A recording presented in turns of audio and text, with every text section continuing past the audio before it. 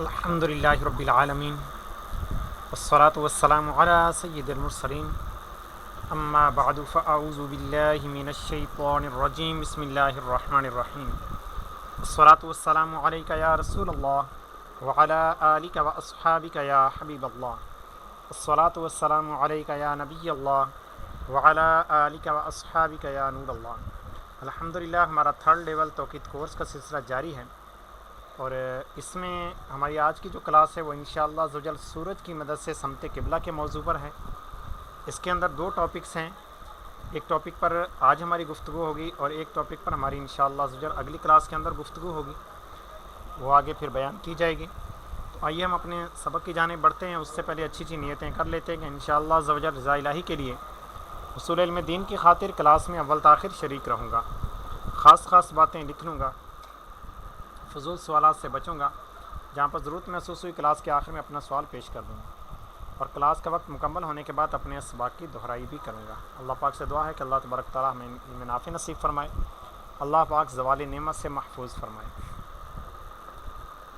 میرے طلبہ کرام، سال میں 2 دن ایسے آتے ہیں کہ جب سورج خانہ کعبہ کے اوپر ہوتا ہے۔ سب سے پہلے تو یہ کہ اگر ہمیں وہ وقت پتہ چل جائے کہ کب سورج خانہ کعبہ کے اوپر ہوتا ہے تو آدھی دنیا کے لیے سمت قبلہ معلوم کیا جا سکتا ہے، کیونکہ سورج ایک وقت میں آدھی زمین کو روشن کر رہا ہوتا ہے، اور یہ اصول ہے کہ کوئی بھی گول چیز اگر دوسری گول چیز کو روشن کرے گی، یعنی ایک فٹ بال ہو، اس کے ایک سائڈ پہ کوئی بلب وغیرہ روشن کر دیا جائے تو اس کی ایک سائڈ کو روشن کرے گا، دونوں سائڈیں اس کی روشن نہیں ہوں گی۔ تو اسی طرح سے سورج جو زمین کو روشن کر رہا ہے تو اس کی ایک سائڈ کو کر رہا ہے، تو ظاہر ہے کہ جب سورج خانہ کعبہ کے عین اوپر ہوگا تو اس وقت بھی وہ آدھی زمین کو روشن کر رہا ہوگا، آدھی زمین پر ابھی اندھیرا ہوگا۔ اور ایسا نہیں کہ جو آدھی زمین ہے جہاں پر اندھیرا ہے تو ان کے لیے سمت قبلہ سورج کی مدد سے معلوم نہیں کیا جا سکتا، بلکہ سورج کے لیے 2 دن ایسے بھی آتے ہیں کہ جب سورج خانہ کعبہ کے بالکل دوسری جانب پہنچتا ہے، وہ ایک الگ تاریخیں ہیں۔ پھر جب خانہ کعبہ میں رہنے والے شخص کے لیے عین آدھی رات ہوتی ہے، جب نصف اللیل کا وقت ہوتا ہے تو وہاں پر ظاہر نصف النہار کا وقت ہوتا ہے، تو ان دنوں کے اندر وہ آدھی دنیا والے سمت قبلہ اپنا درست کر سکتے ہیں، اور اس کے لیے پھر الگ تواریخ ہیں۔ آئیے ہم سب سے پہلے یہ تواریخ جانتے ہیں۔ سال میں 2 مرتبہ یعنی 27-28 مئی اور 15-16 جولائی کو سورج عین کعبہ معظمہ کے اوپر آتا ہے۔ اس وقت کسی بھی شے یعنی آبجیکٹ کے بننے والے سائے کی مدد سے مساجد اور گھروں وغیرہ کے لیے بآسانی درست قبلہ کی سمت معلوم کی جا سکتی ہے۔ توجہ خاص، اگر اصل قبلہ سے سیدھی یا الٹی جانب 45 درجے کے اندر نماز پڑھی تو درست ادا ہو گئی۔ درست سمت قبلہ نکالنے کا طریقہ: 27-28 مئی کو سعودی عرب کے وقت کے مطابق دن 12:18 اور گرین وچ لندن کے مطابق صبح کے 9:18، نیز 15-16 اگر جولائی ہو تو پھر سعودی عرب کے وقت کے مطابق دن کو 12:27 اور گرین وچ لندن کے مطابق صبح کے 9:27 پر کسی بھی لکڑی یا سریے وغیرہ کو اس احتیاط سے بالکل ورٹیکل کھڑا کریں، بالکل سیدھا کھڑا کریں کہ وہ کسی کی جانب جھکا ہوا نہ ہو۔ کسی ڈوری کے سرے پر اگر کوئی وزنی چیز باندھ کر بھی لٹکائی جا سکتی ہے، یہ بھی بالکل سیدھا ہی ہوگا۔ پھر اب درج شدہ وقت پر بننے والے سائے پر کوئی نشان لگا دیں۔ اب سائے کے نشان پر کھڑے ہو کر اس لکڑی، سریے یا ڈوری کی جانب رخ کرنے سے عین کعبہ کو رخ ہو جائے گا۔ درست سمت قبلہ معلوم کرنے کے لیے کچھ ممالک کے 15-16 جولائی کے اوقات نیچے دیے گئے ہیں، اگر 2-4 منٹ پہلے یا بعد بھی عمل کیا تو حرج نہیں۔ 27-28 مئی کے لیے اگر اوقات معلوم کرنا چاہیں تو جو نیچے دیے گئے اوقات ہیں ان تمام میں صرف 9 منٹ کم کر لیجئے، آپ کو متعلقہ وقت حاصل ہو جائے گا۔ اس کے بعد آتا ہے، یہ تو ہے سال میں صرف 2 دن اور وہ بھی مخصوص، ایک ہے کسی بھی دن سورج کی مدد سے سمت قبلہ معلوم کرنے کا طریقہ۔ اوپر بیان کردہ طریقے سے سال میں صرف 2 مرتبہ اور وہ بھی مخصوص وقت میں ہی سمت قبلہ معلوم کیا جا سکتا ہے، لیکن ایک دوسرے فارمولے سے روزانہ بھی سورج کی مدد سے سمت قبلہ معلوم کیا جا سکتا ہے۔ اس کا طریقہ یہ ہے کہ اس کے لیے پہلے سورج کی سمت معلوم کرنی ہوگی۔ جیسے سمت قبلہ معلوم کرتے ہیں تو سمت شمس معلوم کرنے کا فارمولہ بھی وہی ہے جس کے ذریعے سے سمت قبلہ نکالی جاتی ہے۔ سمت قبلہ میں 4 چیزیں درکار تھیں: عرض بلد، طول بلد، عرض کعبہ، طول کعبہ۔ طول کعبہ کی مدد سے فصل طول نکالا تھا. اس فارمولے کے ذریعے سے اب سمت شمس نکالنے کے لیے بھی 4 چیزیں چاہیے: عرض بلد، طول بلد، میل شمس اور فصل شمس. فصل شمس کا فارمولہ دیا ہوا ہے کہ بریکٹ اوپر مطلوبہ وقت مائنس ابتدائی ظہر بریکٹ کلوز تقسیم 15. اب اگر آپ جتنا خاص تحقیق میں لے کے جائیں گے وقت کو اتنا ہی آپ کا ایکوریٹ نکلے گا، لیکن اس میں زیادہ تحقیق کی وقت نکالنے کی حاجت نہیں، کیونکہ اس سے سمت قبلہ کی پہچان میں اس سائے میں بالکل معمولی فرق پڑے گا جو کہ قابل نظر انداز ہے. اب یہ پوری پھر آگے مثال ہم پہلے لیول کے اندر حل کر کے آ چکے ہیں، اور یہ حل کرنے کی اگر یہاں پر کوشش کریں تو بالکل حل کر سکتے ہیں. یعنی پہلے آپ وقت ظہر نکالیں، اس کے بعد فصل شمس نکالیں. اب فصل شمس نکالنے کے بعد پھر پورا آپ سمت قبلہ والا فارمولہ حل کریں، اور وہ فارمولہ پورا حل کرنے کے بعد اب آپ اس کا ٹینجنٹ وغیرہ لیں، اور اس کی مدد سے پرکار وغیرہ کی مدد سے آپ درست سمت پر بالکل نشان لگا سکتے ہیں. اور یہ جو نشان ہے یہ پوری دنیا کے لیے آپ لگا سکتے ہیں، یعنی ضروری نہیں کہ جو خانہ کعبہ کی سمت پر ہیں انہی کے لیے ہو، بلکہ کسی بھی وقت آپ لگا سکتے ہیں، صرف سورج موجود ہونا چاہیے. اب ایسے مقامات جہاں پر مسلسل دنوں کا سلسلہ ہو، جس طرح مہینے کا دن، 2 ماہ کا دن، 4 ماہ کا دن یا 6 ماہ کا دن، تو وہاں پر ظاہر سی بات ہے کہ وہاں پر تو پورے 4 ماہ 6 ماہ پورے کے پورے میسر ہوتے ہیں.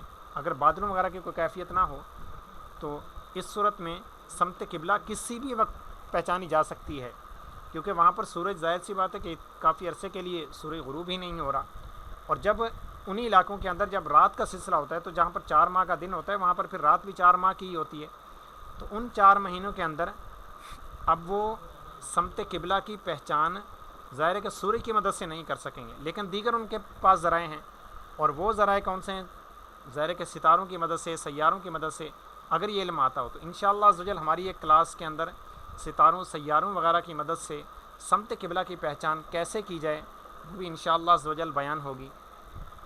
مزید یہ ایک آخری چیز جو نصاب توقیت حصہ اول کے آخر میں دی گئی کہ اگر ہم قبلہ کی طرف منہ کر کے کھڑے ہوں تو روزانہ سورج ایک مرتبہ پیٹھ کی جانب، ایک مرتبہ الٹے یا سیدھے ہاتھ پر صف بناتے ہوئے، اور ایک مرتبہ قبلہ کی جانب آئے گا. بعض اوقات یہ تینوں مواقع اور کبھی 2 اور کبھی صرف ایک جو ہمیشہ آتا ہے یہ آئیں گے. ان سب صورتوں میں کعبۃ اللہ کی سمت معلوم کرنا یہ انتہائی آسان ہے، اور وہ بھی بغیر کمپاس کے، کیونکہ آپ کو صرف خاص وقت معلوم کرنا ہے اور اس خاص وقت پر کسی چیز کا سایہ لینا ہے، اور وہ سایہ آپ کا وہ چیز دے رہا ہوگا. یعنی اگر آپ نے صف لائن والا وقت لیا ہے تو آپ کی صف لائن آ رہی ہوگی، جو کہ عمومی طور پر مسجد بنانے کے لیے صف لائن ہی چاہیے ہوتی ہے. یا پھر آپ کو سمت قبلہ کی طرف اگر سورج ہو تو آپ کو پھر سمت قبلہ والی سائڈ پہ لائن آپ کی آ رہی ہوگی.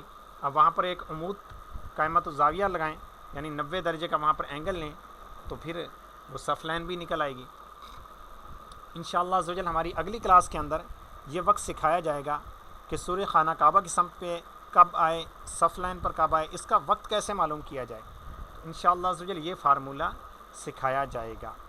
باقی ابھی آپ نے کوئی مزید سوال کرنا ہو تو کر لیں، اس کے بعد پھر ہم اپنے درجے کا اختتام کرتے ہیں.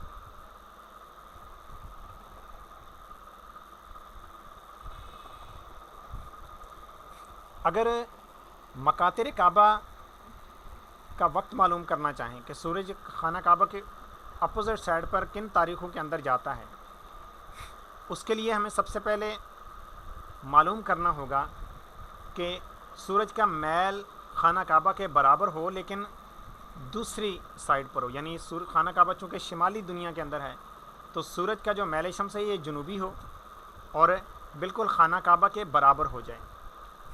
تو آپ یہ میل شمس معلوم کر لیں، اور اس کے بعد اب آپ خانہ کعبہ کا نصف اللیل کا وقت نکالیں. اب نصف اللیل کا وقت کیسے نکلے گا؟ جیسے ہم نصف النہار کا وقت نکالتے تھے تو 12 پلس تعدیل مروج پلس تعدیل ایام. اب تعدیل مروج جو بھی ہے ہم نکالیں گے خانہ کعبہ کی پورے سال کے لیے ایک ہی ہوگی، لیکن تعدیل ایام چونکہ تبدیل ہوتی رہتی ہے. اب ہم یہ نکالتے تھے تو ہمیں خانہ کعبہ کا خاص نصف النہار کا وقت آ جاتا تھا. اسی طرح سے آپ نے جب نصف اللیل کا وقت نکالنا ہوگا تو آپ 0 کریں گے 12 کو، 0 پلس تعدیل مروج پلس تعدیل ایام. جب یہ کریں گے تو آپ کے پاس نصف اللیل کا وقت آ جائے گا. اب جتنا تحقیقی نکالنا چاہیں اتنا زیادہ بیسٹ ہے. اور ख़ास उस तारीख़ के अंदर जब मैल शम्स 21 दर्जे 25 दकीक़े और 21 सानिये जुनूबी दुनिया में आ रहा हो। अब चीज़ ये कि ख़ास निस्फ़ुल लैल के वक्त ही ये मैल शम्स हो, ये ज़रूरी नहीं। इसी तरह से जब सूरज खाना काबा के ऊपर आता है तो ख़ास निस्फ़ुल नहार के वक्त ही ये मैल शम्स हो, ये ज़रूरी नहीं, क्योंकि सूरज का मैल निस्फ़ुल नहार या निस्फ़ुल लैल से पहले भी हो सकता है, निस्फ़ुल नहार के बाद भी हो सकता है, लेकिन इसी तारीख़ में ही होगा। अब जब सूरज इसी तूले बलद पर पहुँचेगा खाना काबा पर, या फिर इसके 180 दर्जे के फसल पर पहुँचेगा, तो अब उसके मैल में और खाना काबा के अर्ज़ बलद में बिल्कुल मामूली सा फ़र्क होगा।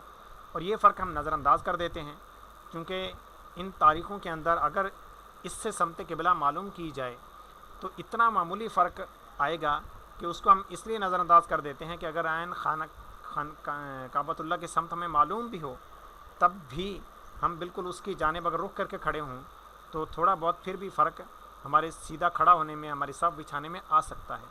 और ये बिल्कुल मामूली फ़र्क है, इसलिए हम इसको नज़रअंदाज कर देते हैं। जी हुज़ूर, ठीक है, फिर अभी हम फिर अपने दर्जे का अख्ताम करते हैं। अपना ख्याल रखिए, मदनी चैनल देखते रहिए। हमारा मदनी मकसद मुझे अपनी और सारी दुनिया के लोगों की इस्लाह की कोशिश करनी है, इंशाअल्लाह अज़्ज़ा वजल। अस्सलामु अलैकुम व रहमतुल्लाहि व बरकातुहू।